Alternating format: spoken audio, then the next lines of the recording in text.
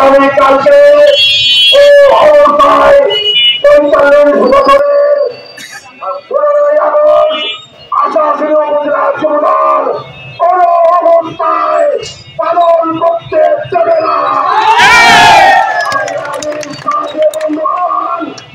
আমরা ইতিমধ্যে শুনেছি এই স্বৈরাচার শাসকের নির্দেশে নাকি আগামীকালকে ১৫ই আগস্ট পালন করা হবে।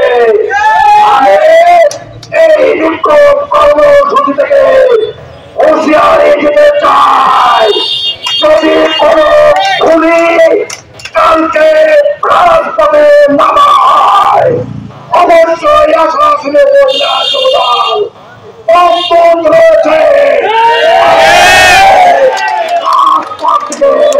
বিতাড়িত করবে ইনশাআল্লাহ।